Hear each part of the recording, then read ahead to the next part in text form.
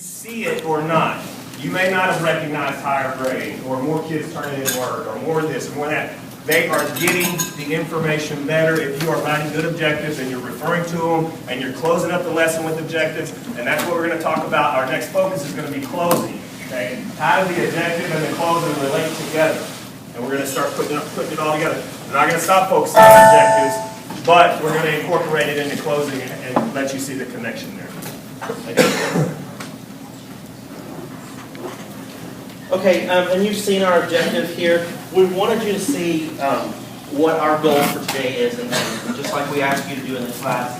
And you'll notice this objective is linear. If you've gotten feedback from me, I've probably told you your objectives can be a lot shorter and a lot more concise. But we wanted to show you that sometimes you've got a lot going on in the classroom, and it's okay to show those different things. This is written more the way I would have wanted my objective in the classroom, because I like an agenda also. And so you see the bullet points give me the agenda element that I need to remind me where I need to go for each step.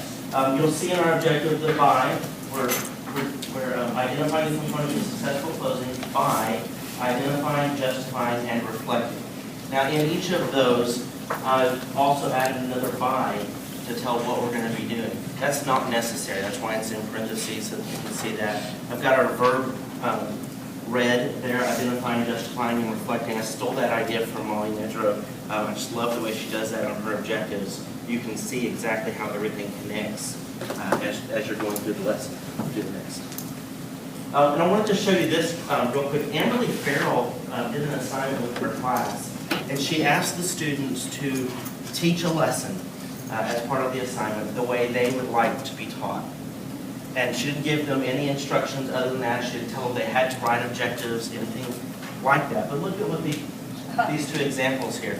The kids start off their lesson by writing an objective on the board. They're noticing. You may say nobody looks at these except administrators. Well, that's not true. Some of the kids do.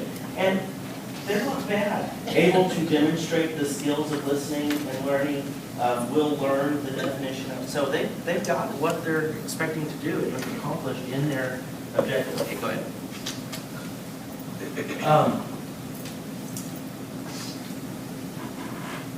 We're backing up to objectives and we're starting from there because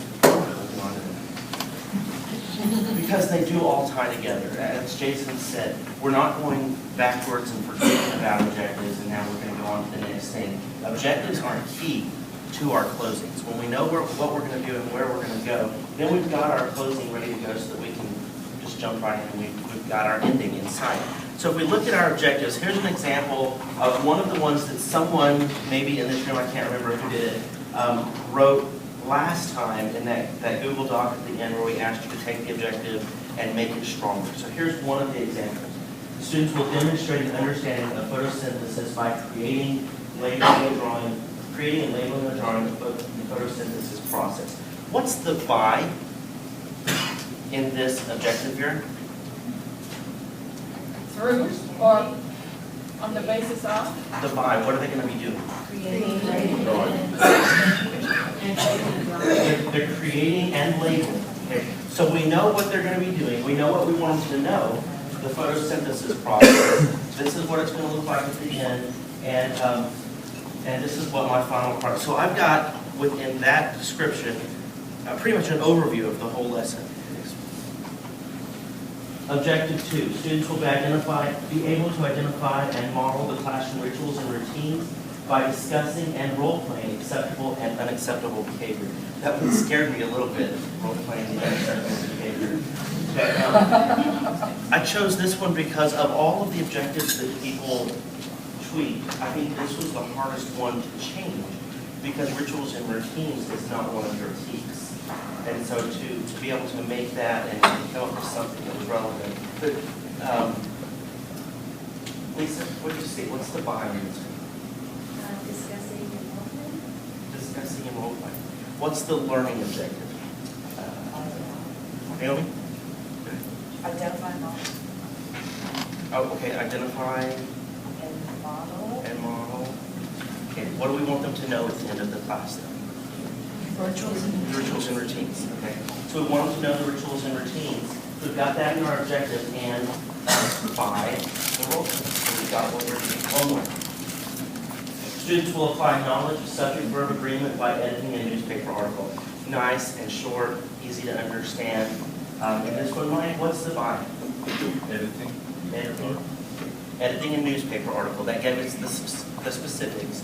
Not just editing, but a newspaper article. What's the learning goal? Show knowledge of Okay, that's right. Show knowledge of subject verb agreement. So we know what we want them to know, we know how we want them to know it. So we can tell already where that lesson's going to be going. There are going to be times that we may not be in your classrooms to see that closing happening, but I can see, I can see clearly from an objective like this what that closing might look like. And so that gives me a chance to ask questions, offer suggestions, and for our students to know what's happening next. Okay, let's move. I'll let you take. All right,